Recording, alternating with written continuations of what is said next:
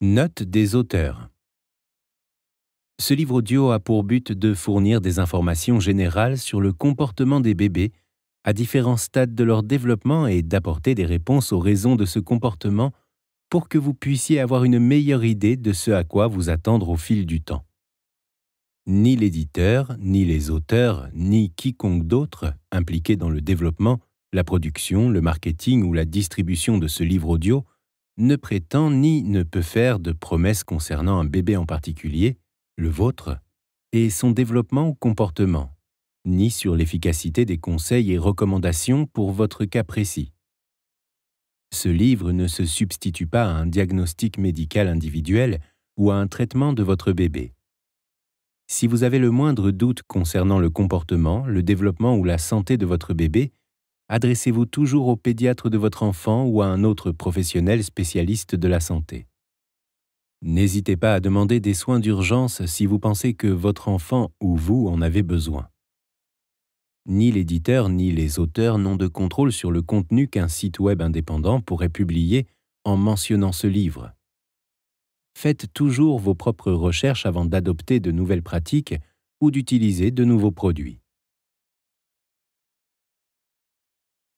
À nos chéris, nos héros et nos modèles. Marco, Thomas, Victoria et Sarah. Préface. La naissance de votre bébé arrive en tête de la liste des événements que vous n'oublierez jamais. Vous vous souviendrez probablement toujours des détails qui l'entourent, comme le menu de la veille du jour où tout a commencé, l'heure exacte de l'accouchement, votre premier appel pour annoncer la nouvelle. Avec l'arrivée de votre bébé, soudain vous êtes devenu parent. Pour votre premier enfant, comme pour les suivants, chaque naissance est un moment unique. C'est ce que je ressens vis-à-vis de ce livre. Il est né du travail de mes parents, Etty van der Reyt et Frans Ploy, mais il est devenu mien aussi ces 10 dernières années. À nous trois, avec l'aide supplémentaire de toute l'équipe des Semaines Miracles, nous sommes fiers d'avoir pu aider des millions de parents dans le monde entier. Chaque mail, courrier ou message que nous recevons de parents nous apporte de la joie. C'est comme lorsque quelqu'un vous complimente sur votre bébé. Nous tirons une telle satisfaction de la possibilité d'aider des parents. Si vous cherchez des réponses, nous sommes là pour vous aider. Beaucoup de choses ont changé depuis la première publication de cet ouvrage en 1992. Le courrier postal a été remplacé par les réseaux sociaux et les mails, la vision de la parentalité a changé, les pères sont maintenant tout autant impliqués dans l'éducation de leurs enfants que les mères. Quand ma mère et mon père ont commencé leurs recherches, les pères allaient au travail et les mères s'occupaient du bébé. Il y avait toujours des exceptions, bien sûr, mon propre père par exemple. Pendant les 2 ans où ma mère a travaillé sur son doctorat à l'université de Cambridge, il est resté à la maison pour s'occuper de moi. Puis il partait faire sa journée complète de travail jusqu'à 22 heures, tandis que ma mère prenait le relais à la maison. Heureusement, les rôles sont plus équilibrés de nos jours. La façon d'aborder la période postnatale et l'allaitement a aussi radicalement changé au fil des années. Par le passé, par exemple, les mères souffraient souvent de la pression qui pesait sur leur choix, l'allaitement ou le biberon, combien de temps allaiter, quand sevrer le bébé, etc. De nos jours, en tant que mère, vous pouvez allaiter votre bébé aussi longtemps que vous le souhaitez, à la demande, au lieu d'heures fixes, et en public. Les entreprises ont même l'obligation de fournir aux jeunes mères une salle dédiée pour qu'elles puissent tirer leur lait en toute intimité. J'espère que vous sentez moins l'obligation de suivre des règles arbitraires telles que laisser pleurer votre bébé ou le nourrir à heure fixe, ainsi que d'autres injonctions qui paraissent complètement contre-intuitives et qu'au lieu de cela, vous pouvez suivre votre instinct plus que jamais. Quand on vend des millions de livres dans le monde entier et qu'on garde un tel contact avec les parents, on apprend beaucoup. Mon père et moi avons pris en compte les commentaires et les suggestions et avons clarifié le message de ce livre. Dans cette édition révisée, vous trouverez les découvertes les plus récentes concernant les bons dans le développement du bébé, plus d'interactions. Cochez dans les listes de l'annexe ce qui s'applique à votre bébé et découvrez les traits récurrents de sa personnalité. Des listes revues avec tous les changements que vous remarquez chez votre bébé. Un compte-rendu unique des plus grandes étapes du développement de votre bébé. De nouveaux témoignages et commentaires récents de jeunes parents qui ont suivi la méthode des semaines miracles.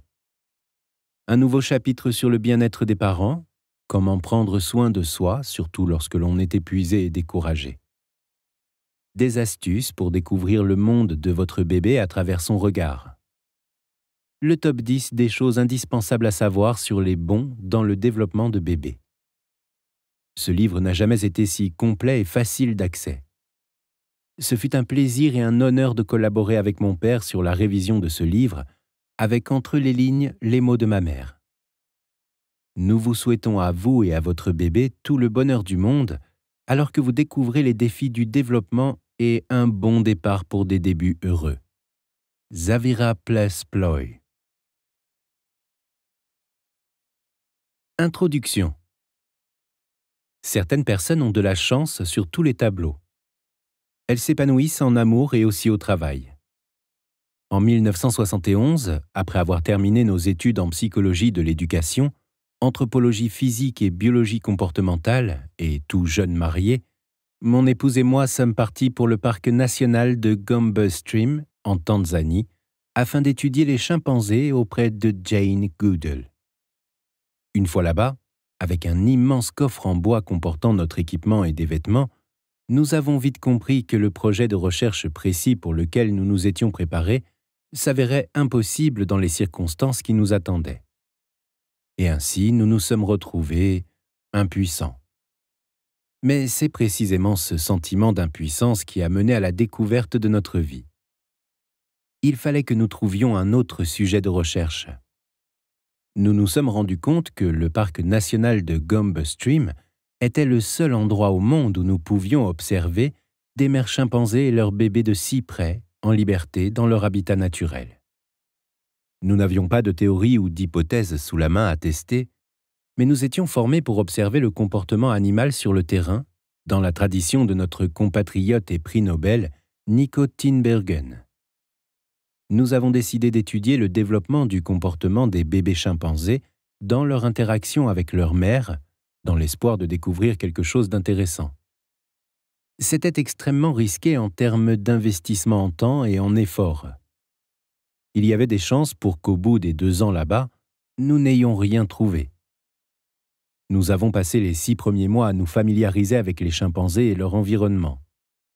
En général, il faut des années lorsque l'on étudie une espèce complètement inconnue, mais les années d'expérience au parc de Gombe Stream se transmettaient d'un chercheur au suivant. Pendant ces 6 mois, nous avons graduellement établi une liste de caractéristiques et de comportements récurrents. Pendant 1 an et demi, nous avons ensuite observé les bébés chimpanzés et leurs mères sous le prisme de cette liste. L'avantage de cette méthode d'observation est qu'on peut être certain qu'un comportement ne s'est jamais produit s'il n'a pas été observé. On sait combien de fois certains comportements se répètent, pendant combien de temps, et on les voit évoluer au fil de l'âge.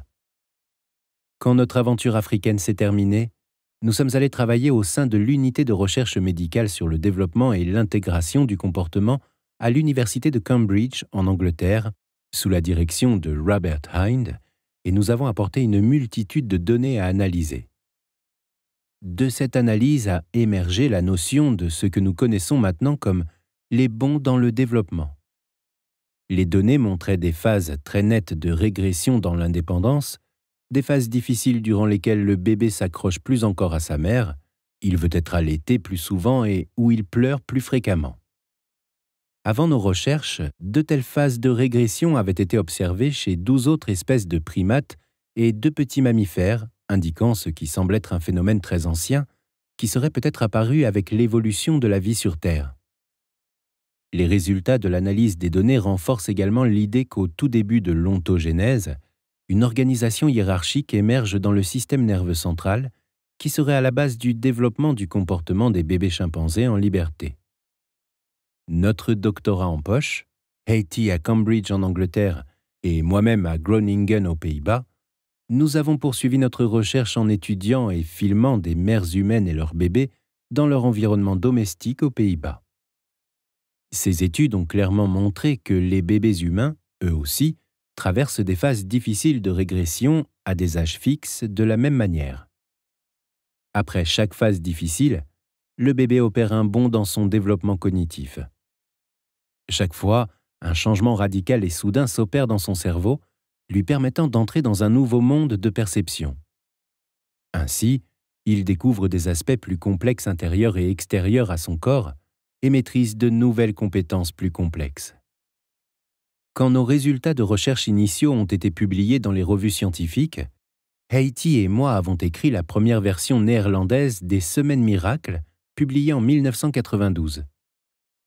Nos recherches ont visiblement parlé aux jeunes parents, encore et encore, car elles ont été reproduites et confirmées par des équipes de chercheurs en Espagne, en Grande-Bretagne et en Suède.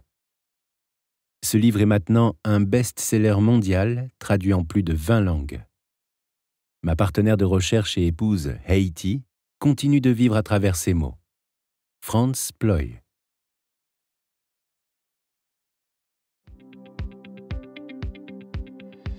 N'oubliez pas de vous abonner à la chaîne pour ne pas manquer les nouveaux livres et participer au tirage au sort de cadeaux intéressants. Les 10 bonds de votre bébé dans son développement cognitif.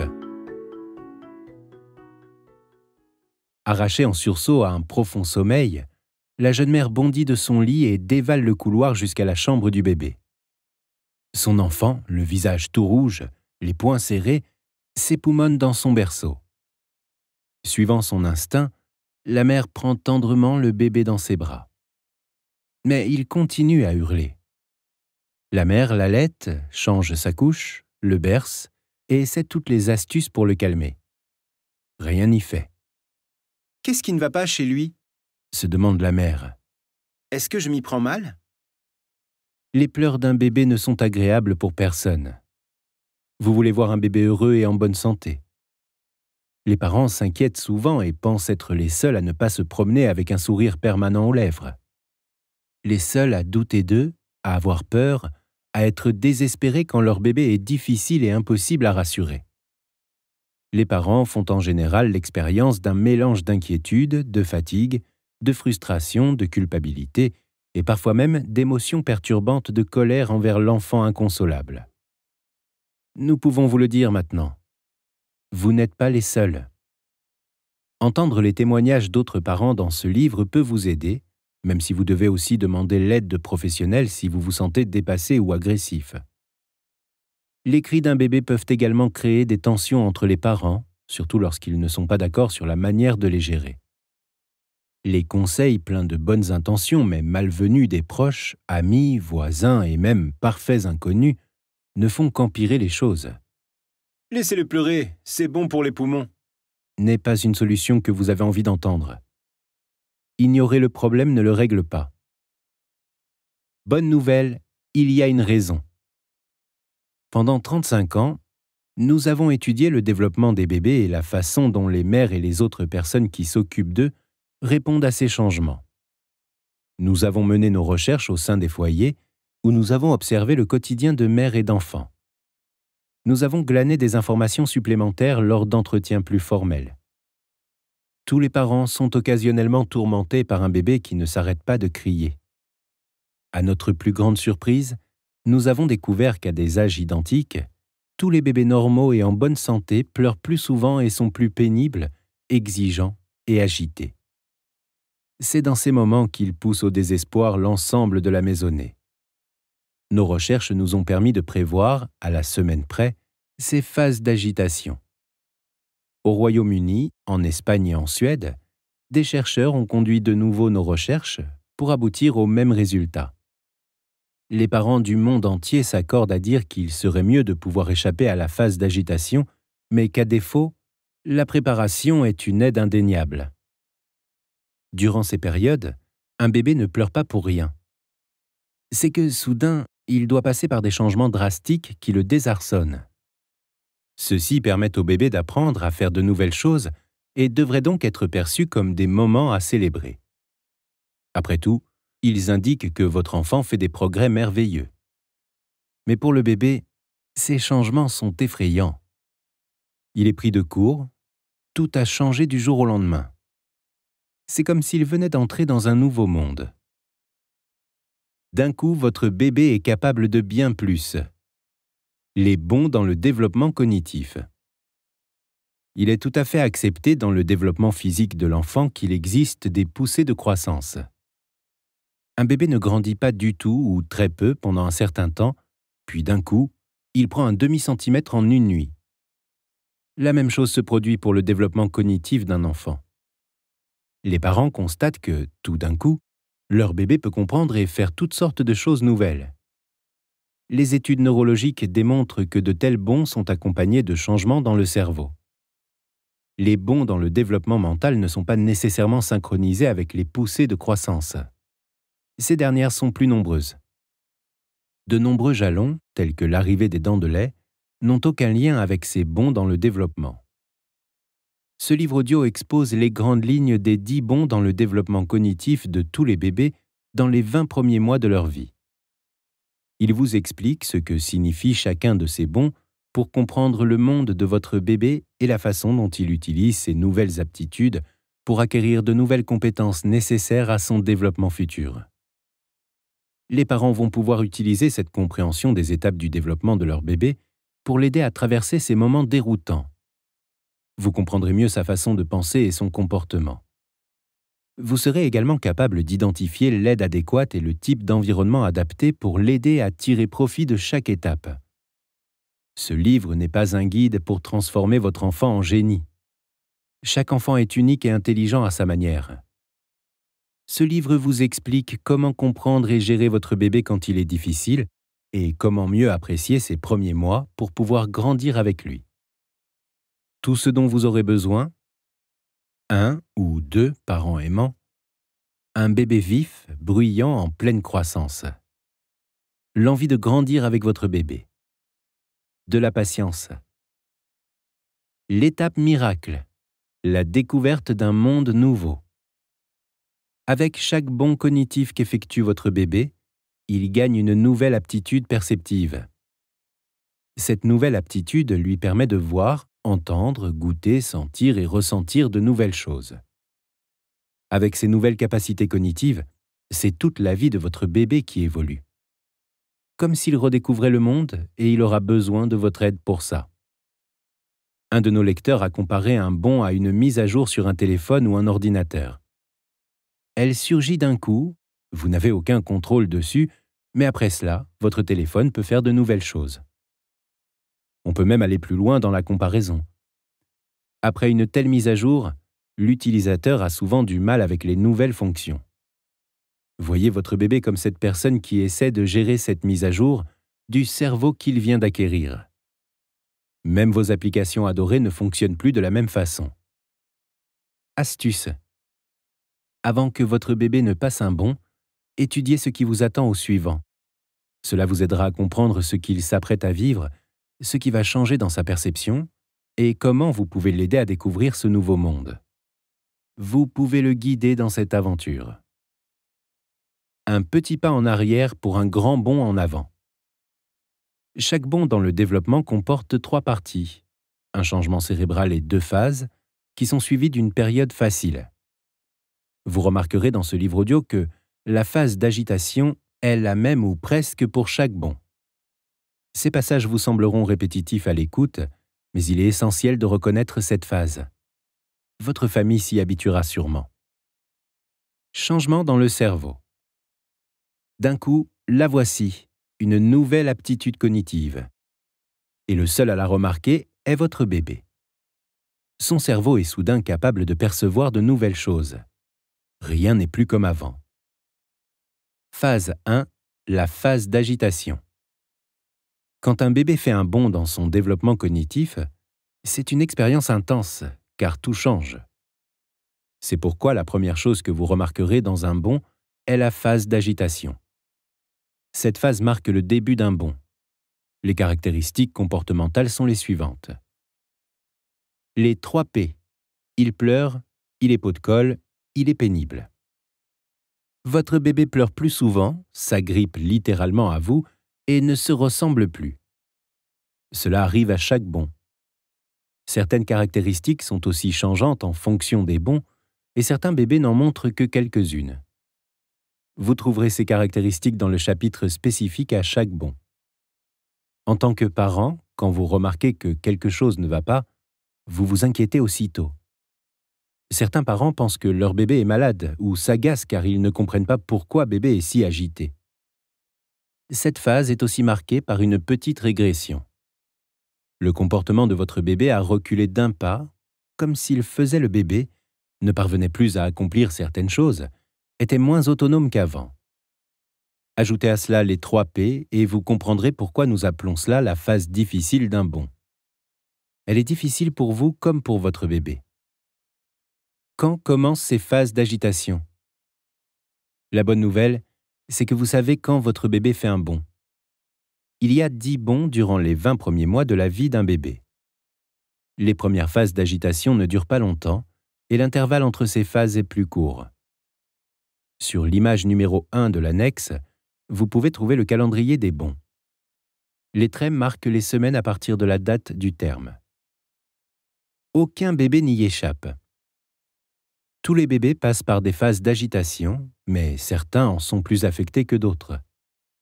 Sans surprise, les bébés caractériels vivront plus difficilement cette période que les bébés plus calmes. Ce sont eux qui auront le plus besoin de leur papa et de leur maman, mais qui seront également le plus en conflit avec eux. Si le premier bond est particulièrement épuisant pour vous, pas d'inquiétude. L'intensité des phases d'agitation varie en fonction des bonds.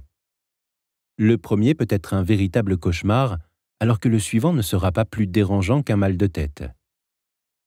L'arrivée des phases d'agitation. Pour vous simplifier un peu la vie, il vaut mieux savoir exactement quand s'attendre à quoi. Et c'est relativement facile. 1. Placez ce calendrier des bons à côté de votre calendrier et comptez les semaines. 2. Notez la date sous les traits du programme et reportez-les sur votre calendrier papier ou digital. Les deux fonctionnent. 3. Vous pouvez aussi utiliser l'application Les Semaines Miracles pour vous aider à suivre les dates. L'application fonctionne à merveille en tandem avec les informations plus précises fournies dans ce livre audio. La date du terme, car le développement du cerveau commence dès la conception. Nous basons notre calendrier à partir de la date du terme de votre bébé, qui n'est pas celle de la naissance. C'est parce que le cerveau se développe au même rythme que votre bébé soit toujours dans le ventre ou dans le monde. Pendant la première année, vous ne pouvez pas attendre du cerveau d'un bébé prématuré qu'il se développe plus vite et rattrape son retard. Vous ne voudriez pas non plus que ce soit le cas. Il a besoin de temps pour se développer. De même, quand un bébé naît quelques semaines après son terme, son cerveau est naturellement plus développé. Ainsi, il est logique que les bons développementaux soient basés sur la date du terme. Par exemple, si votre bébé est né avec 2 semaines de retard, sa première phase d'agitation aura probablement lieu 2 semaines avant ce que nous montrerons ici. S'il a 4 semaines d'avance, elle arrivera avec 4 semaines de retard. Ce phénomène montre bien que chaque période d'agitation coïncide avec une croissance cérébrale de votre bébé. La date de naissance ne sert qu'à fêter son anniversaire et manger du gâteau. La date du terme est plus parlante pour ce qui concerne le développement cognitif de votre enfant. Votre bébé a besoin de vous maintenant plus que jamais. Maintenant que vous savez quand une phase d'agitation est en route, vous pouvez aider votre bébé. Alors qu'un nouveau monde s'offre à lui, vous êtes la meilleure personne pour le guider à travers les changements qu'il vit. Nous espérons que chaque chapitre sur un bon spécifique vous apportera une compréhension de ce que vit votre bébé, de la façon dont il voit le monde, de ce qui l'intéresse et de ce qu'il veut découvrir. Avec votre connaissance de ce qui se passe dans le monde nouveau, vous pouvez aider votre enfant à tirer le meilleur de ce bon. Vous êtes le refuge de votre bébé. Le monde familier de votre bébé est chamboulé par ces changements. La seule chose qu'il veut, c'est rester près de vous. Vous connaissez votre bébé mieux que quiconque. C'est à vous qu'il fait le plus confiance et vous qu'il connaît depuis le plus longtemps. Il va pleurer, parfois en continu, et ne voudra rien d'autre que rester dans vos bras toute la journée. En grandissant, il voudra rester proche de vous, quitte à s'accrocher littéralement à vous. Il voudra peut-être que vous le traitiez à nouveau comme un petit bébé. Apportez-lui tout le réconfort et la sécurité possible. Phase 2. L'étape miracle. Quand votre bébé devient soudain agité, il peut vous arriver d'être d'abord inquiet ou inquiète, puis agacé par son comportement. Si vous suivez le calendrier des bons, vous comprendrez normalement ce qui se passe. Vous remarquerez qu'il tente de nouvelles choses que vous ne l'avez jamais vu faire. C'est la phase que nous attendons tous, le grand bond. Cette phase commence à la fin de la période d'agitation ou juste après son apogée. Vous verrez un bond lors des semaines 5, 8, 12, 19, 26, 37, 46, 55, 64 et 75. Attention! Dans le programme des phases d'agitation, vous verrez que la période orageuse d'agitation coïncide parfois avec le bond. Ces phases ne se suivent pas forcément au jour près, ainsi votre bébé ne sera pas nécessairement agité le lundi et parfaitement calme le mardi comme si de rien n'était. Il est aussi normal que le pic de frustration stimule suffisamment votre bébé pour qu'il commence à faire de nouvelles choses. Après tout, sa nouvelle capacité de perception, les changements dans le cerveau ont déjà débuté durant les derniers jours ou semaines de la phase d'agitation. Il commence peut-être à apprendre de nouvelles compétences, mais le bond fait référence à la gamme complète de compétences de la phase 2. Il est temps de découvrir ce monde nouveau. Votre bébé a plus ou moins passé le choc de l'entrée dans ce monde nouveau. Maintenant, il commence l'exploration, mais il veut que vous restiez près de lui pendant ces moments-là. Chaque nouvelle aptitude permet à votre bébé de percevoir des aspects différents et plus complexes, et ainsi d'apprendre de nouvelles choses. Par exemple, il peut désormais sentir comment une main peut s'enrouler autour d'un objet pour l'attraper et le tenir. C'est la compétence de préhension. Avec de l'entraînement, il apprendra à s'en servir pour atteindre et garder son jouet. Les changements cérébraux ont ouvert la porte à une nouvelle aptitude qui permet de nouvelles compétences, jusque-là inaccessibles. Certaines sont complètement inédites. D'autres seront une amélioration de compétences précédemment acquises. La vraie question sera: quelle partie de ce monde nouveau voudra explorer votre bébé en premier? Chaque bébé a ses propres préférences, son tempérament et ses caractéristiques physiques qui orienteront ses choix. Si un bébé veut tout essayer un peu, un autre peut être captivé par une compétence précise. Ces différences sont ce qui rend chaque bébé unique après tout. Si vous l'observez attentivement, vous verrez émerger sa personnalité unique au fur et à mesure qu'il grandit. Et il est important de se souvenir que votre bébé fait ses propres choix. Que va-t-il faire de cette nouvelle aptitude? Quelles compétences va-t-il chercher à explorer en premier? Rappelez-vous qu'il est physiquement impossible pour un bébé de maîtriser d'un coup toutes les nouvelles compétences à portée de bond. Chacune d'elles demande de l'entraînement et du temps. Votre bébé a besoin de votre aide. Vous êtes les seuls à pouvoir apporter à votre bébé ce dont il a besoin et ce qui lui correspond. Vous connaissez votre bébé mieux que quiconque, alors vous êtes les mieux placés pour l'aider à tirer profit de chaque nouvelle expérience. Votre bébé n'est pas le seul à faire des choix. Vous découvrez ce nouveau monde à ses côtés. Certains aspects seront moins intéressants que d'autres, alors faites attention aux préférences de votre bébé.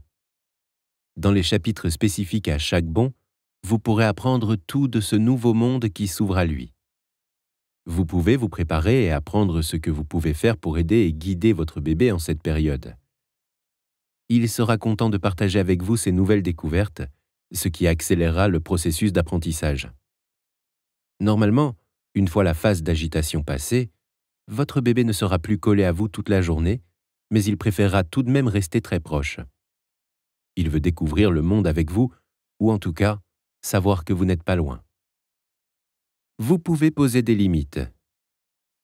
Quand un bébé apprend quelque chose de nouveau, il faut l'encourager à persévérer pour qu'il puisse consolider cette nouvelle compétence.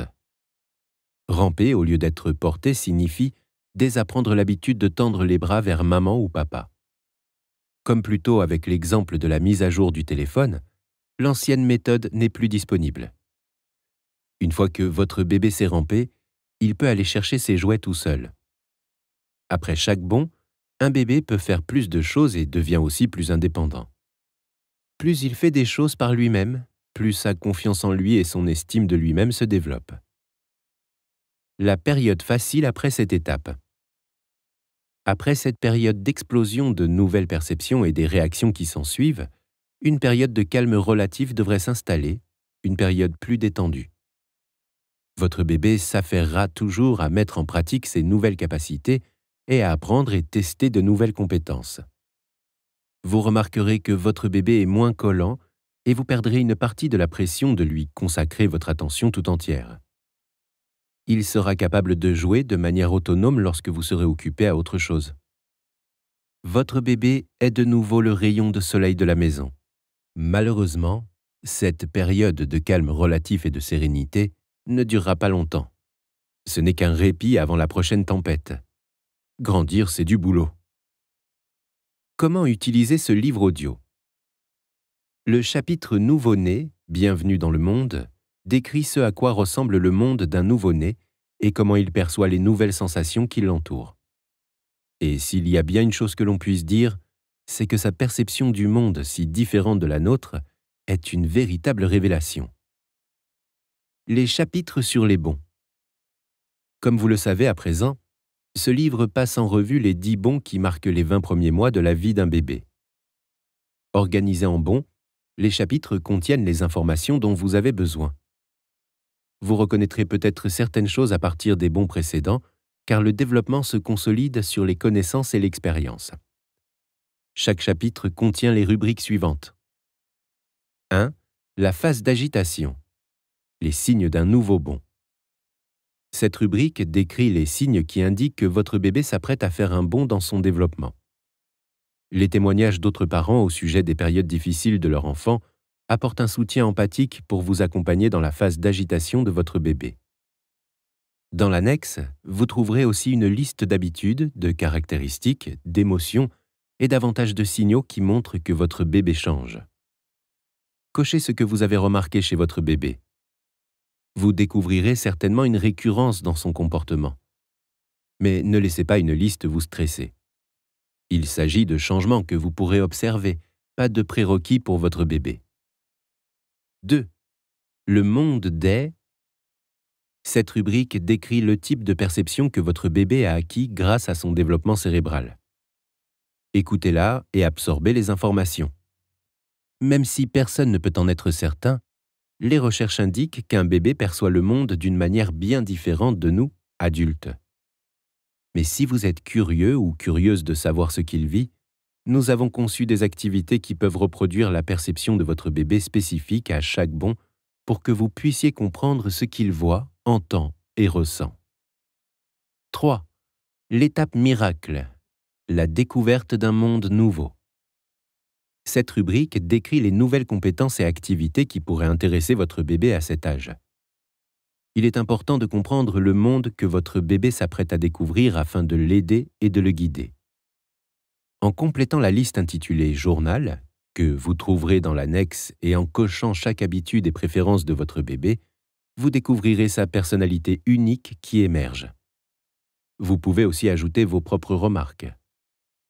Comme toujours, essayez de ne pas avoir d'attente et de ne pas comparer les compétences de votre bébé à celles des autres. Chaque bébé est unique. Le vôtre ne fait peut-être pas coucou, mais il comprend peut-être lorsque vous lui demandez de taper dans ses mains. 4. Redécouvrez le monde à travers le regard de votre bébé. Chaque chapitre sur les bons contient des activités spécialement conçues pour vous, le parent. Nous savons que vous avez du pain sur la planche et que vous n'avez pas forcément envie de vous adonner à quelque chose qui peut sembler ridicule.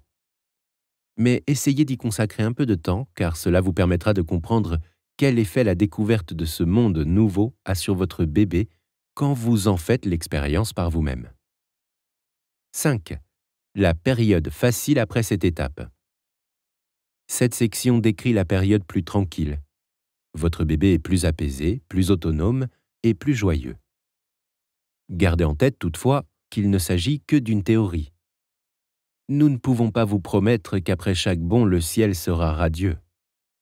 Vous verrez cela par vous-même en écoutant les témoignages de parents que nous avons inclus dans ce livre audio. Ils sont non seulement drôles à écouter, mais vous pourrez aussi certainement vous y identifier, surtout lors des 2 derniers bons, et ils vous donneront des idées d'astuces pour être attentif au développement de votre bébé. Ce que ce livre audio vous apportera. Nous espérons que grâce à cette connaissance, vous comprendrez par quoi passe votre bébé, vous l'aiderez dans les moments difficiles et l'encouragerez dans sa croissance. Notre but est également de vous aider en vous apportant 1. Du soutien dans les moments difficiles. Quand vous devez affronter des crises de pleurs, cela aide de savoir que vous n'êtes pas seul, qu'il y a une raison pour les pleurs et qu'une période d'agitation ne dure jamais plus de quelques semaines, parfois seulement quelques jours. Ce livre vous explique ce que d'autres parents ont ressenti quand leur bébé avait le même âge que le vôtre. Vous découvrirez que tous les parents se débattent avec des sentiments d'angoisse, de colère et un ensemble d'émotions. Vous en viendrez à comprendre que ces sentiments font partie du processus et qu'ils aideront votre bébé à progresser. 2. De la confiance en vous. Vous apprendrez que vous êtes capable de percevoir les besoins de votre bébé mieux que quiconque. Vous êtes l'expert, vous connaissez votre bébé. 3. Une meilleure compréhension de votre bébé. Ce livre audio vous dira ce que votre bébé endure lors de chaque phase d'agitation. Il explique que votre bébé sera difficile au moment d'apprendre de nouvelles compétences, car les changements dans son système nerveux le déconcertent. Une fois que vous aurez compris ceci, vous vous ferez moins de soucis vis-à-vis de son comportement et celui-ci vous énervera moins. Ce savoir vous donnera également une plus grande tranquillité d'esprit et vous permettra d'aider votre enfant à traverser chacune de ces périodes d'agitation. 4. Des pistes pour aider votre bébé à jouer et à apprendre. Après chaque phase d'agitation, votre bébé sera capable d'apprendre de nouvelles choses. Il apprendra plus vite, plus facilement et avec un plus grand plaisir si vous l'aidez. Ce livre vous donnera un aperçu de ses préoccupations. De plus, nous fournissons un ensemble d'idées de jeux, activités et jouets, de sorte que vous puissiez choisir ce qui convienne le mieux à votre bébé.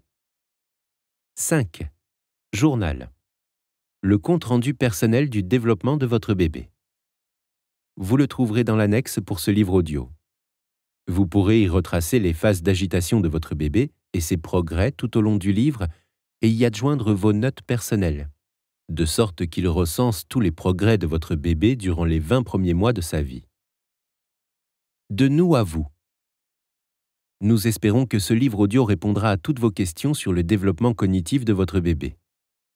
Si vous avez des questions, si vous voulez nous dire quelque chose ou même nous envoyer une super photo de votre bébé, n'hésitez pas à le faire. Vous pouvez aussi vous inscrire à la newsletter gratuite et à l'application gratuite Leap Alarm sur www.thewonderweeks.com. C'est un outil très pratique qui vous envoie un message une semaine avant un bond pour que vous n'oubliez pas d'apprendre toutes les informations sur le nouveau bond et sachiez à quoi vous attendre.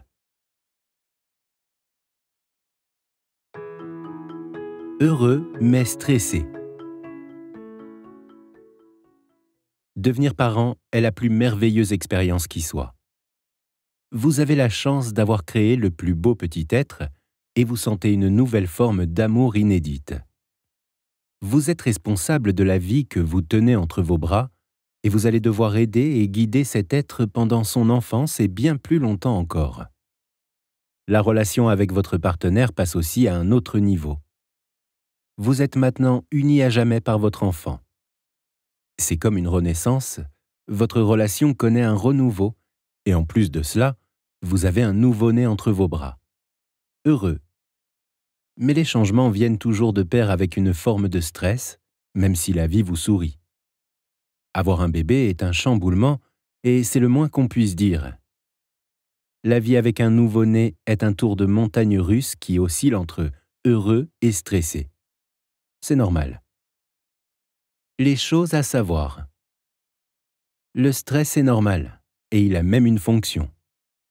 Il vous rend plus vigilant en tant que parent et plus sensible aux changements que traverse votre bébé. Il n'y a pas que les femmes qui subissent un stress dans les mois qui suivent la naissance. Les hommes aussi. Malheureusement, l'anxiété post-partum et les maladies liées au stress chez les hommes ne sont pas souvent reconnues ni prises en compte.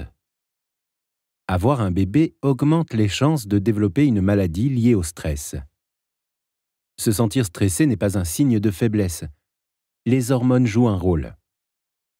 Même si vous avez toujours rêvé d'avoir un enfant, après avoir donné naissance, vous pouvez vous sentir débordé, comme si tout vous arrivait d'un coup. Et tout va si vite. La différence entre le bon et le mauvais stress. Tous les parents sont soumis à un type de stress. Cela ne signifie pas que vous êtes malheureux, anxieux ou que vous allez finir en dépression. Cependant, cela devient un problème si le stress vous affecte vous, votre famille ou nuit à votre santé. On peut distinguer 3 formes de stress. Le stress parental postpartum, qui affecte tout le monde, l'anxiété postpartum, qui, selon des études, peut toucher jusqu'à 1 personne sur 5, la dépression postpartum, la forme la plus sévère mais la moins répandue. Le stress parental postpartum. Le stress a une fonction, et parlons franchement, une vie sans stress n'est tout simplement pas possible. En tant que tout jeune parent, votre niveau de stress est au plus haut. C'est ce qu'on appelle le stress parental postpartum. Tant de choses changent dans votre vie, tout, à vrai dire, et ces bouleversements sont accompagnés d'inquiétude, d'anxiété et donc de stress. Ce n'est pas un problème tant que le stress reste à un niveau gérable.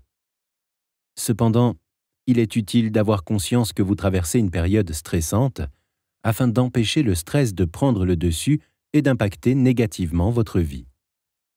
2 scientifiques, Thomas Holmes et Richard Rahe, ont établi une liste d'événements capables de provoquer un stress. Certains événements de la vie sont plus stressants que d'autres. Si vous additionnez les événements de cette liste qui vous concernent et obtenez un score inférieur à 150 points, tout va bien. Vous n'avez qu'un très faible risque de développer une maladie liée au stress. Dès que vous obtenez plus de 150 points, les probabilités augmentent. Plus votre score est élevé, plus vous êtes vulnérable. Cette liste inclut de nombreux événements de la vie de parents. Grossesse, 40 points. Accueil d'un nouveau membre au sein de la famille, 39 points. Changement dans sa situation financière, 35 points. Changement de travail, 29 points. Plus grande fréquence de désagréments, 38 points. Conflit avec la belle famille, 29 points. Changement dans les responsabilités professionnelles, 36 points. Conjoint ou conjointe arrêtant son travail ou commençant un nouveau travail, 26 points. Changement dans les habitudes personnelles, 24 points. Changement dans les horaires ou conditions de travail, 20 points. Déménagement, 20 points. Changement dans les activités sociales, 19 points. Hypothèque ou prêt bancaire, 17 points. Changement dans les habitudes de sommeil, 16 points. Changement dans les habitudes alimentaires, 15 points. Additionnez tous les points correspondant aux événements qui se sont déroulés dans votre vie ces 6 derniers mois et vous trouvez votre score sur l'échelle du stress. À titre d'exemple, une femme avec un bébé de 3 mois retourne travailler. Elle travaille quelques heures de moins qu'avant sa grossesse et a contracté un petit prêt pour rénover la chambre du bébé. Ajoutons à cela qu'elle ne dort plus aussi profondément la nuit qu'avant. C'est une situation tout à fait normale et typique. En additionnant tous ces points, elle obtient le score de 179. Grossesse 40. Accueil d'un nouveau membre au sein de la famille 39. Changement dans la situation financière 35. Changement de responsabilité au travail 36. Hypothèque ou prêt bancaire 17. Changement dans les habitudes de sommeil 16. Total 179. Et n'oublions pas les hommes. Il n'y a pas que les jeunes mères qui subissent un stress. Les jeunes pères également. Ils sont aussi impliqués dans la parentalité et leur vie change radicalement. Imaginez qu'un homme soit devenu père 4 mois plus tôt. Lui et sa femme se sont mis d'accord pour qu'elle travaille à temps partiel voire qu'elle s'arrête de travailler. L'homme a maintenant un poids financier plus lourd au total sur ses épaules. Pendant la grossesse, sa femme et lui sont plus souvent en désaccord que d'habitude. Ce n'est pas un problème inhérent à leur relation, mais les fluctuations hormonales affectent l'humeur et les disputes éclatent. C'est un père moderne, alors lui aussi se lève la nuit pour s'occuper du bébé. Toutes ces choses ensemble font un score total de 151 points. Accueillir un nouveau membre au sein de la famille, 39 points, plus changement dans la situation financière, 35 points, plus disputes plus fréquentes, 35 points, plus conjointe qui arrête ou reprend le travail, 26 points, plus changement dans les habitudes de sommeil, 16 points, total 151 points. Comme vous pouvez le voir, un bébé, et tout ce que ça implique, apporte des changements dans votre vie, ce qui peut causer un stress. On atteint très vite les 150 points. Et chaque nouvel événement de la vie qui s'ajoute augmente les risques de la goutte de trop. N'oubliez pas, vous êtes jeune parent, mais la vie continue, et il n'y a aucune garantie que le quotidien ne vous apportera pas aussi son lot d'événements stressants au même moment. Un proche peut tomber malade, mourir, ou il se peut que vous ayez des difficultés financières. Après l'arrivée d'un bébé, même si une seule de ces situations se produit, elle peut faire exploser le niveau de stress. Votre total de points n'informe que sur vos chances de développer des symptômes physiques liés au stress. Certaines personnes fonctionnent parfaitement bien sur le plan physique comme mental, tout en ayant un total de 200 sur l'échelle du stress. Chaque personne est différente et gère le stress à sa manière. Certains s'en sortent mieux naturellement et d'autres sont mieux entourés. Et tout cela sans tenir compte de la façon dont les bouleversements hormonaux affectent les gens. Un changement de vie nécessite un effort d'adaptation suivi d'un effort pour retrouver une stabilité. Témoignage sur Instagram. Le lien entre stress et parentalité. Saviez-vous que la zone du cerveau responsable de l'instinct maternel et celle qui joue un rôle dans le stress se chevauchent? Lorsque la région de l'instinct maternel est activée, celle du stress l'est automatiquement aussi. Même si vous n'éprouvez pas trop de stress. L'échelle du stress n'a pas pour but de vous faire peur. Au contraire, nous voulons vous montrer que ce que vous traversez, ce que vous faites et ce que vous gérez est un exploit considérable. Il est tout à fait normal d'être stressé par la situation de temps en temps. Tous les parents font face à des difficultés à un moment ou un autre. Vous ne pouvez pas toujours voir le bon côté des choses. Vous méritez de prendre soin de vous et de prendre un moment rien qu'à vous de temps en temps. Un moment pour souffler. Le but premier de ce livre audio est de vous rassurer et de vous donner les clés pour comprendre les changements cognitifs qui s'opèrent chez votre bébé durant ses premiers mois. Les bonds dans le développement du bébé ne sont pas faciles à vivre et ils affectent toute la famille. Nous espérons que cet ouvrage vous aidera à alléger vos doutes et vos inquiétudes, car vous comprendrez pourquoi votre bébé pleure pendant certaines périodes. Nous ne pouvons pas éradiquer le stress qui accompagne un bond, et ce n'est d'ailleurs pas le but. Le stress fait partie de la vie et de la parentalité, nous forge, nous rend plus vigilants et plus réceptifs aux changements que traverse le bébé. Et ce dernier point est important. Ce que nous pouvons faire, en revanche, c'est vous tendre la main en vous rappelant l'importance de prendre du temps pour vous et de vous suggérer des manières de le faire en 5 minutes, 10 minutes ou plus pour vous permettre de souffler. Ce sont des petits gestes simples que vous pouvez faire si vous en avez envie, afin de vous ancrer dans le présent. Ils vous sortent des montagnes russes émotionnelles et vous aident à retrouver votre équilibre, ils vous apportent un instant de calme. Quand vous intégrez ces moments pour souffler dans votre journée, vous donnez à votre corps du temps pour se régénérer et se reposer. Ces moments sont d'une grande aide pour faire baisser le stress. Vous trouverez plus tard une liste de suggestions simples. Chaque chapitre propose 3 moments pour souffler spécialement pensés pour le stress que ce bond précis pourrait causer. Mais n'hésitez pas à revenir à n'importe lequel, à reproduire ce qui a déjà fonctionné par le passé, ou bien à inventer le vôtre. Lire un article de journal, tirer quelques paniers de basket, se vernir les ongles, tout ce que vous voulez, tant que vous prenez des petites pauses qui vous ancreront dans le moment présent. Vous méritez vraiment de prendre ces instants et de les savourer. 1. La pause thé. Préparez-vous une boisson chaude. Vous n'êtes pas obligé de boire du thé, mais préparer une tasse d'infusion ou d'une autre boisson relaxante vous forcera à vous poser et à vous détendre. Ne vous pressez pas. Évitez les stimulants comme le café, le thé noir qui contient de la caféine, les boissons énergétiques et autres durant ces pauses goûtées. 2. La méditation. Ce n'est pas pour tout le monde, mais même les plus terre-à-terre d'entre nous peuvent trouver un moyen de méditer qui leur corresponde.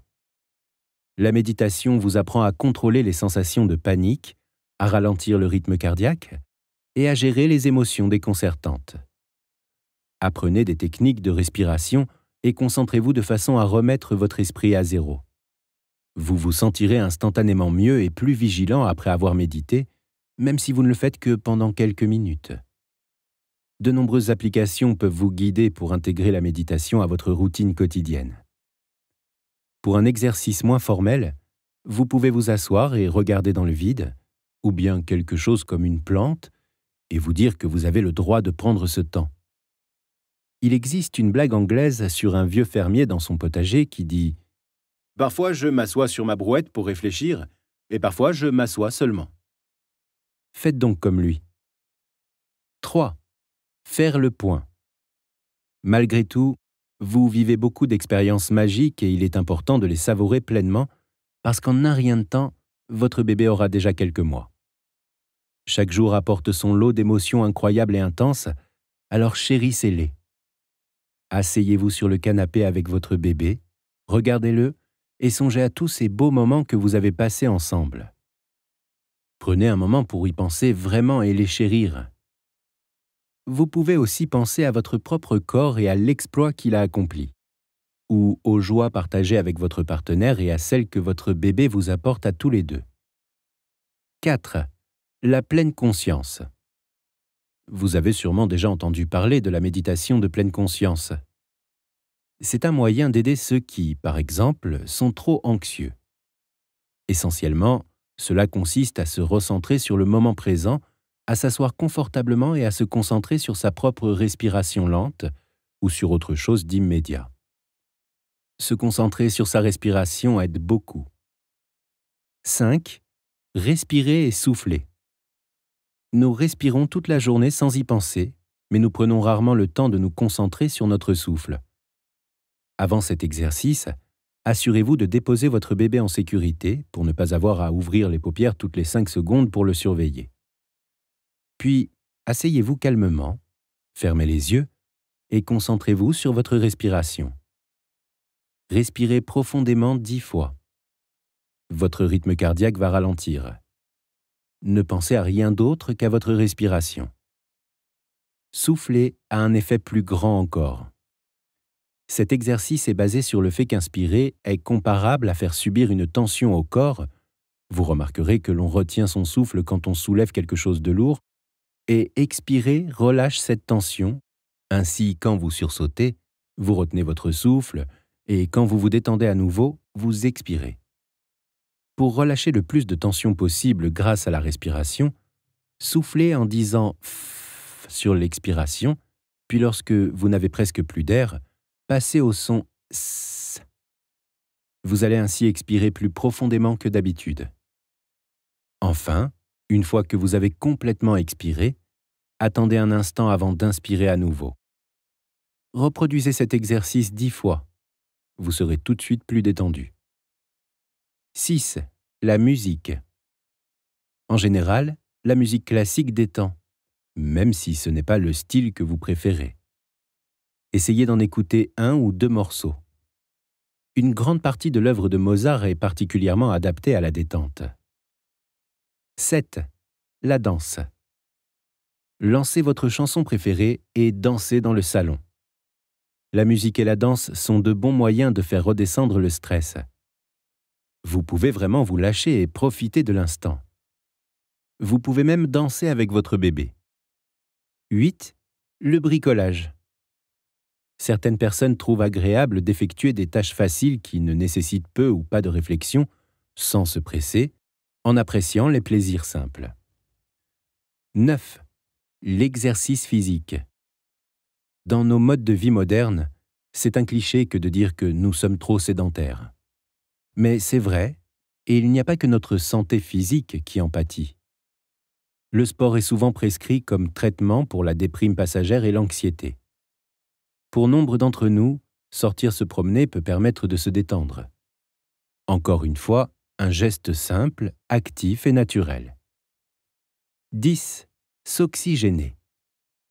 Il est tellement important de se détendre, et tout le monde est conscient de l'effet relaxant d'une balade, surtout dans la campagne.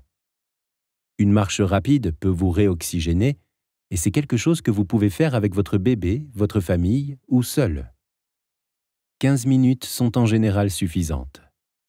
L'aspirateur peut attendre. Le reste du ménage aussi. Vous êtes votre priorité numéro 1. 11. Le sens des priorités. Alors, comme ça, vous êtes trop occupé pour prendre soin de vous, comme le disent presque tous les parents à un moment ou un autre? Mais soyons honnêtes, c'est souvent une question de priorité. Il n'y a rien de plus important que vous et votre santé. Votre bébé et votre famille dépendent de votre bien-être. Alors n'oubliez pas de prendre du temps pour souffler. Pas longtemps. Connaître ses priorités ne signifie pas qu'il faut exclure les choses. C'est simplement faire passer le plus important en premier. Si vous vous obstinez à croire que vous n'avez pas de temps à vous accorder pour souffler, faites-en un défi. Dressez la liste de toutes les choses plus importantes que prendre du temps pour vous. Puis, lisez votre liste et soyez honnête. Ces choses sont-elles vraiment plus importantes que vous? 12. Prenez une longue pause. Vous et votre partenaire, souvent avec l'aide d'autrui, pouvez-vous aider à prendre soin de vous-même? Des proches peuvent aussi être impliqués de la manière dont vous le souhaitez. Souvenez-vous, il ne faut pas seulement des parents, mais tout un village pour élever un enfant. Cela commence dès la naissance. La plupart des bébés peuvent être gardés pendant de courtes périodes par une autre personne. Mais il faut que celle-ci soit bien connue de votre bébé, et votre bébé doit savoir que cette personne a votre approbation. Cela signifie que ces autres personnes, souvent les grands-parents, frères et sœurs ou amis proches, auront passé beaucoup de temps, des heures et des heures, avec vous et votre bébé pour que votre bébé leur fasse confiance. C'est toujours important, mais surtout après 6 mois, quand il entre dans la période de régression des relations. Ce soutien des proches peut vous permettre de faire une pause pour prendre soin de vous. C'est naturel. Les bébés sont nés dans l'attente d'avoir 1 ou 2 personnes pour s'occuper d'eux en priorité, mais aussi quelques autres adultes de temps en temps. Cependant, vous verrez qu'il ne sera pas facile de quitter votre bébé, même si vous faites pleinement confiance à vos proches. C'est là aussi naturel. Que faire avec ce temps en plus? Votre liste peut être longue, même si vous pouvez vous retrouver sans savoir que faire d'autre que penser à votre bébé. Vous trouverez plus tard quelques suggestions ciblées pour vous permettre de vous détendre et de recharger vos batteries. 13. N'oubliez pas de communiquer. Rien que de parler de votre bébé avec votre partenaire peut aider à faire le point, à partager et à consolider les souvenirs et les émotions. Parfois, le risque est de négliger la relation pour s'occuper uniquement du bébé. Passer du temps en couple, rien que vous et votre partenaire, peut être important pour la solidité de votre relation. Et cela au bénéfice de votre bébé. 14. Le sport. La pratique du sport aide à se détendre. Certains préfèrent les sports d'équipe, d'autres les sports solitaires ou en duo. Quelle que soit votre activité préférée, elle vous aide à vous détendre et vous rappelle les autres parties de vous-même qui ne sont pas obnubilées par votre bébé, ce qui vous permettra d'accorder une meilleure attention à votre bébé plus tard. 15. Les massages. Les massages permettent de vous sentir mieux dans votre peau. Ils vous ancrent. L'idéal, évidemment, serait d'aller en institut pour qu'un professionnel prenne soin de votre corps des pieds à la tête, mais si vous n'avez pas ce luxe, vous pouvez vous masser vous-même. Écartez les doigts, prenez votre tête entre vos mains et massez-la. fermez les yeux et détendez-vous. Ou massez vos pieds et vos chevilles. Un adage bien connu parle de l'importance de garder les pieds fermement ancrés au sol. Les pieds sont la clé pour s'ancrer dans le moment et retrouver son calme. 3 moments par jour pour souffler. Essayez d'intégrer 3 moments de calme par jour, un le matin, un l'après-midi, un le soir. Faites ce qui vous conviendra le mieux. Ce n'est pas parce que votre bébé dort ou ne fait pas de bruit que vous devez vous précipiter sur le ménage ou réfléchir à des moyens de stimuler votre bébé. Vous voulez ce qu'il y a de mieux pour lui, mais il est important de vous concentrer sur votre bien-être. Cela ne sera que positif pour votre bébé. Ce n'est pas être égoïste, bien au contraire. Il est naturel pour les parents de ralentir après la naissance de leur bébé. C'est un réflexe naturel de se mettre au rythme du bébé. Lâchez prise. Votre propre période de régression. Tout comme votre bébé passe par une phase de stress à chaque période de régression, vous traversez un grand bouleversement. Et tout comme une période de régression affecte chaque bébé différemment, le stress chez les parents ne se manifeste pas toujours de la même manière. L'anxiété postpartum. Nous espérons que ces moments pour souffler vous aideront à trouver du calme dans cette période très stressante. Vous devez savoir toutefois que l'anxiété et le stress peuvent parfois prendre une forme plus extrême et affecter votre fonctionnement.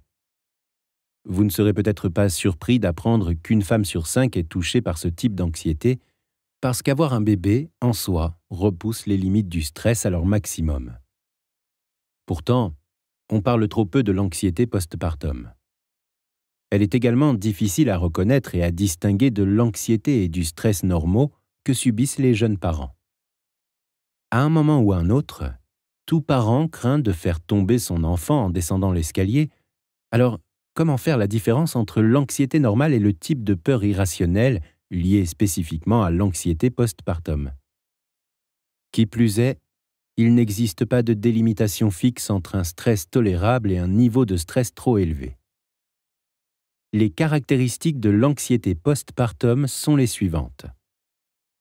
L'anxiété est présente en continu ou fréquemment. Elle contrôle vos pensées jusqu'à un certain degré. Vous avez peut-être des crises d'angoisse. Vous vous sentez soudain englouti par l'anxiété et la peur.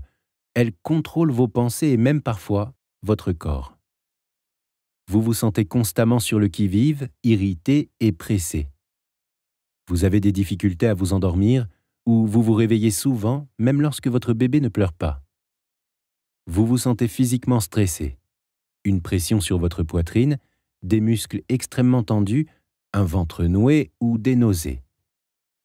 Si vous vous reconnaissez dans ces symptômes et que des pensées perturbantes et anxieuses semblent prendre le dessus, rassurez-vous.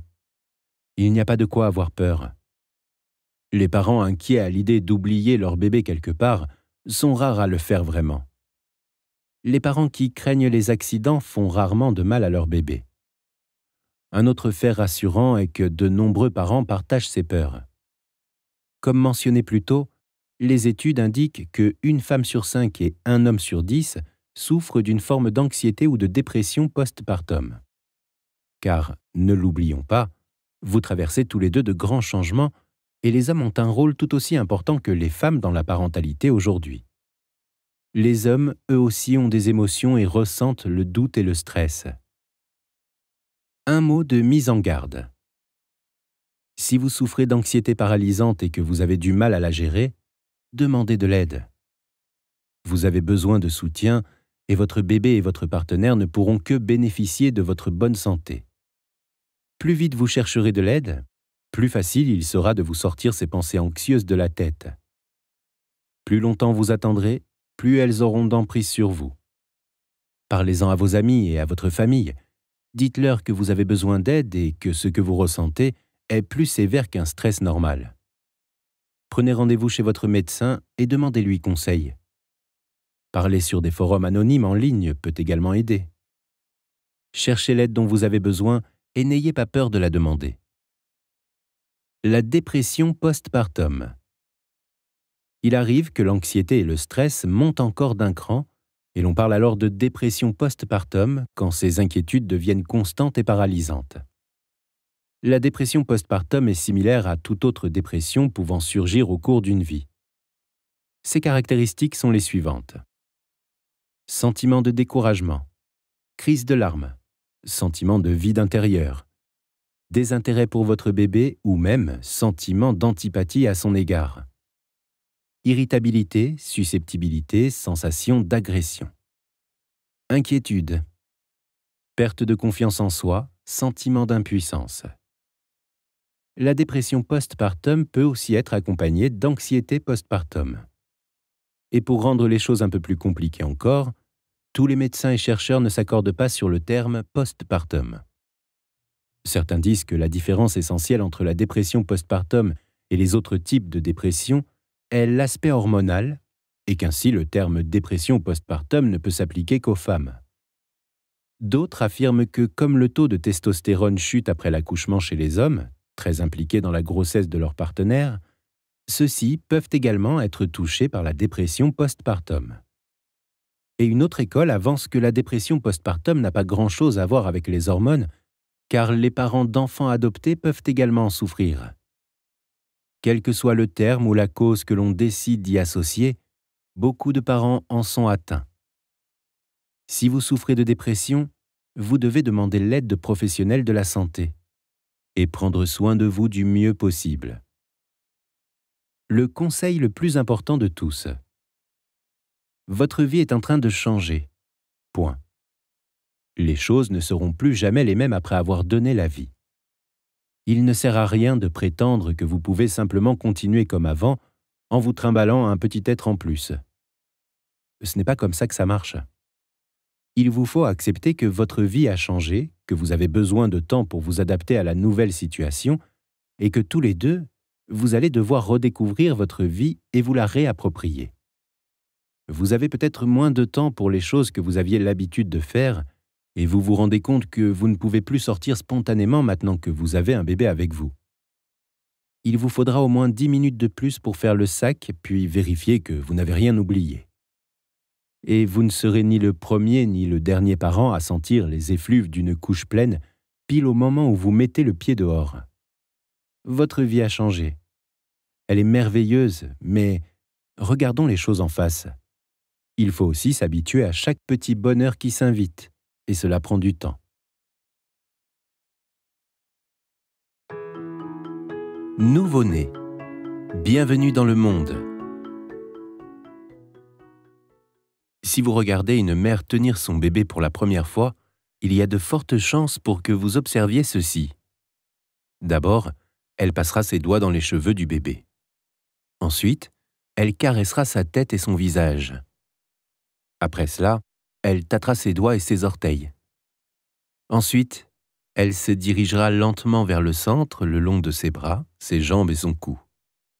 Enfin, elle touchera son ventre et sa poitrine. La façon qu'ont les mères de toucher leur nouveau-né est aussi souvent très similaire. D'abord, une jeune mère ne touchera son nourrisson qu'avec la pointe des doigts, le caressant et le tenant avec une grande délicatesse. Lentement mais sûrement, tandis qu'elle gagnera en assurance, elle utilisera l'ensemble de ses doigts et pourra même le serrer. Enfin, elle le touchera avec la paume de la main. Quand finalement elle osera le tenir par la poitrine ou par le ventre, la jeune mère sera si ravie qu'elle s'émerveillera d'avoir produit quelque chose d'aussi précieux. Idéalement, ce processus de découverte devrait arriver aussi près que possible de la naissance. Après la première rencontre d'une mère avec son bébé, elle n'aura plus peur de le saisir, de le retourner ou de le coucher. Elle saura comment se sent son petit rien qu'au toucher.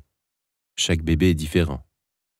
Essayez de prendre un autre bébé que le vôtre si sa mère vous y autorise, et vous verrez que c'est une expérience étrange. Il vous faudra 1 minute ou 2 pour vous habituer à l'autre nourrisson. C'est parce que vous vous êtes habitué à votre bébé. Bon à savoir. La plupart des mères se sentent extrêmement proches de leur nouveau-né dans les premières heures qui suivent la naissance, mais elles peuvent aussi se sentir dépassées par cette expérience. Souvent, l'attachement se fait de manière plus graduelle et permet par la suite aux mères de percevoir très précisément les besoins de leur bébé dans le moment présent. Lorsque c'est possible, si le père peut également porter son bébé dans les premières heures qui suivent la naissance, il noue un lien fort avec lui. La plupart des bébés sont pleinement éveillés pendant cette période. Ils sont conscients de leur environnement, ils tournent la tête en réponse à un bruit et regardent fixement un visage penché sur eux. Prenez les choses en main rapidement. Comme nous l'avons dit dans la préface, vous n'oublierez jamais ces premiers moments et ces premiers jours avec votre bébé. Ils laissent une impression profonde sur vous et sont essentiels pour nouer une relation avec votre bébé. C'est votre moment. Pensez à vous et à votre toute jeune famille. Dites-le clairement si vous souhaitez garder votre bébé près de vous ou si vous souhaitez être seul avec lui pendant un temps. C'est vous qui décidez quand et pour combien de temps vous faites des câlins à votre bébé. À moins de complications médicales, ne vous souciez pas de la bonne manière de faire ou des opinions des autres. J'étais très possessive avec ma fille quand elle passait de bras en bras, mais je me suis tue. Maintenant, je regrette de ne pas avoir parlé. À propos de Laura, nouveau-née. Avec mon premier enfant, j'étais si préoccupée par les émotions des autres que je n'arrivais pas à allaiter quand et où je voulais. Ça a bien changé. C'est mon bébé et mon sein dans ma maison. Maintenant, c'est moi qui décide comment j'allaite mon bébé. À propos de Victoria, nouveau-née. Je suis devenue très possessive avec mon fils et je n'aimais vraiment pas quand d'autres le portaient trop souvent et trop longtemps. J'étais secrètement content quand il pleurait dans leurs bras et s'arrêtait quand je le reprenais. À propos de Kevin, nouveau-né. N'oubliez pas. Câlinez, bercez, caressez et massez votre bébé quand il est de bonne humeur, puisque c'est le meilleur moment pour découvrir ce qui lui convient et ce qui le détend le plus. Une fois que vous connaîtrez ses préférences, vous pourrez utiliser ces méthodes pour le réconforter plus tard quand il sera contrarié. Si vous le câlinez, bercez, caressez ou massez seulement quand il est de mauvaise humeur, ce réconfort aura pour unique résultat de le faire pleurer encore plus longuement et plus fortement. Apprendre à connaître son bébé. D'une certaine manière, vous connaissez déjà votre bébé. Après tout, il a été avec vous jour et nuit pendant 9 mois. Avant sa naissance, vous vous demandiez quel type de bébé il serait et s'il aurait les traits que vous imaginiez. Mais une fois qu'il est né, c'est différent, et même complètement différent. Vous voyez votre bébé pour la première fois, et votre bébé se trouve lui aussi dans un environnement entièrement nouveau. Voir, entendre, sentir et toucher votre bébé durant ses premiers jours a une influence énorme sur votre relation avec votre bébé. La plupart des mères savent instinctivement que ces fêtes intimes sont importantes. Elles veulent faire l'expérience de tout ce que fait leur bébé. Rien que le voir leur procure un plaisir énorme. Elles veulent le regarder dormir et l'écouter respirer. Elles veulent être là à son réveil. Elles veulent le caresser, lui faire des câlins et le sentir quand bon leur semble. La respiration de mon fils change dès qu'il entend un bruit ou voit de la lumière. Quand j'ai remarqué cette respiration irrégulière pour la première fois, j'ai été vraiment inquiète. Mais ensuite, j'ai compris que ce n'était qu'une réaction à son environnement. Maintenant, je trouve ça merveilleux et je ne m'inquiète plus du tout. À propos de Bob, nouveau-né. La plupart des mères recherchent dans leur bébé des signes familiers. Est-ce la petite personne calme que l'on espère qu'il sera? Est-ce qu'il donne des coups de pied à certains moments précis de la journée, comme il le faisait avant sa naissance? Est-ce qu'il a un lien particulier avec papa? Est-ce qu'il reconnaît sa voix? Souvent, les mères veulent tester les réactions de leur bébé. Elles veulent découvrir ce qui rend leur enfant joyeux et content. Elles apprécient les conseils, mais pas les règles. Elles veulent faire connaissance avec leur bébé et voir comment celui-ci leur répond. Elles veulent découvrir par elles-mêmes ce qui est le meilleur pour leur enfant. Si elles ont raison au sujet de ses goûts, elles en tirent une satisfaction personnelle, car cela prouve qu'elles connaissent bien leur bébé. Cela augmente leur confiance en elles et les fait se sentir parfaitement capables de se charger de leur nourrisson quand elles le ramènent à la maison. Un mot au sujet du sommeil. Dormir. 6 lettres seulement, mais vous remarquerez l'impact phénoménal du sommeil sur votre vie une fois que vous aurez un bébé. Tous les jours, nous recevons des centaines de mails de parents du monde entier, la plupart au sujet du sommeil. Ou plutôt, de l'absence de sommeil de leur bébé qui dort mal, pas assez ou de manière trop agitée. Père, mère, frère, sœur, tous le remarquent. Quand un bébé arrive, le sommeil de tout le monde est perturbé. En tant que jeune parent, vous souhaitez sans doute une formule magique pour endormir votre bébé la nuit ou un calendrier pour savoir à quoi vous attendre et quand. Mais nous allons vous décevoir dès maintenant. Cela n'existe pas. Nous ne disons pas cela pour vous décourager, mais pour vous rappeler que, pour le bien-être de votre bébé, vous allez devoir sacrifier votre confort. Les raisons ? Les bébés ont des cycles de sommeil différents des nôtres. Et au cas où vous ne l'auriez pas remarqué, ils interagissent comme l'eau et le feu. Ils ne se mélangent pas très bien. La solution de facilité fonctionne rarement sur le long terme. Une durée moyenne d'heures ne signifie pas grand-chose pour vous et votre bébé. Après avoir entendu ce spoiler, c'est la douche froide. Mais ne vous inquiétez pas, il reste de l'espoir, et nous avons plein de bonnes nouvelles à partager avec vous. Nous espérons vous donner un aperçu des habitudes de sommeil contraignantes mais bonnes pour la santé de votre bébé. Nous vous donnerons des astuces pour vous aider avec votre bébé, tant qu'elles lui vont et que vous le laissez déterminer son propre rythme. Mais ce que nous voulons vraiment transmettre, c'est l'importance de valoriser le développement naturel du processus de sommeil sans intervention. Nous nous concentrerons sur le lien entre sommeil et bon dans le chapitre suivant pour vous donner un aperçu du développement du sommeil de votre bébé, exactement comme avec son développement cognitif. Avec ces informations, vous pourrez faire le bon choix pour votre bébé, vous-même et votre famille. J'ai découvert un nouveau jeu. Ça s'appelle « Je ne dormirai plus jamais ». Les étapes sont « Faites un bébé ». Voilà, c'est tout. C'est ça le jeu. Je reconnais que ce n'est pas très marrant. Témoignage sur Instagram. Votre bébé apprend à vous connaître et à vous comprendre. Durant les premières semaines qui suivent sa naissance, votre bébé se familiarise avec le monde qui l'entoure. Vous apprendrez à vous connaître de manière plus intime qu'avec n'importe qui d'autre dans votre monde commun. Votre bébé fera bientôt son premier bond dans son développement cognitif. Mais avant que vous ne soyez capable de comprendre ce que votre bébé va vivre à 5 semaines après le terme, quand il fera son premier bond, vous devez savoir comment votre bébé perçoit le monde et le rôle que joue le contact physique dans ce monde de perception. Le nouveau monde de votre bébé. Dès la naissance, les bébés s'intéressent au monde qui les entoure. Ils regardent, ils écoutent, digèrent leur environnement. Ils essaient de toute leur force de concentrer leur regard aussi précisément que possible, ce qui explique que les bébés ont souvent l'air de loucher alors qu'ils s'efforcent d'obtenir une meilleure vision, ce qui leur demande un très gros effort. Un nouveau-né regarde souvent les gens comme s'il les fixait émerveillé. Votre bébé a une excellente mémoire et il reconnaît rapidement les voix, les gens et même certains jouets, comme cet animal en peluche particulièrement coloré. Il anticipe également les moments réguliers de sa vie quotidienne, comme le bain, les câlins et l'allaitement. Même à cet âge, un bébé imite les expressions faciales. Essayez de lui tirer la langue pendant que vous vous asseyez pour lui parler ou d'ouvrir grand la bouche comme si vous alliez l'appeler. Assurez-vous qu'il vous regarde vraiment quand vous faites cela et donnez-lui bien assez de temps pour répondre. La plupart des mouvements de votre bébé sont très lents par rapport aux adultes et il lui faudra plusieurs secondes pour réagir.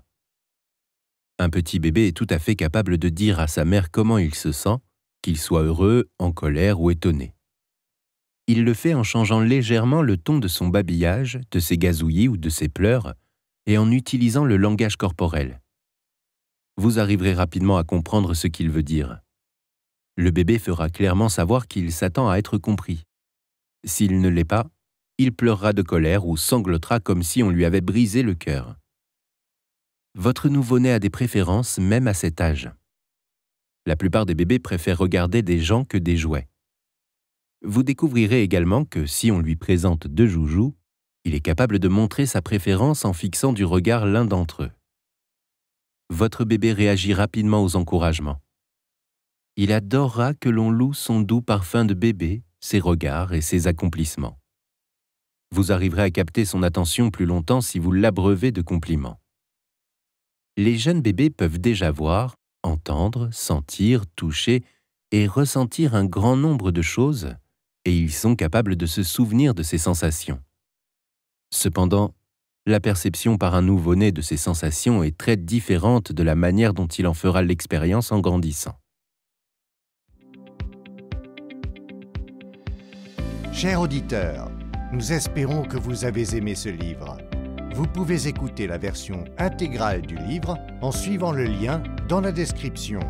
Si vous voulez participer au tirage au sort de cadeaux sympas, abonnez-vous à la chaîne, cliquez sur « J'aime » et laissez un commentaire sous la vidéo.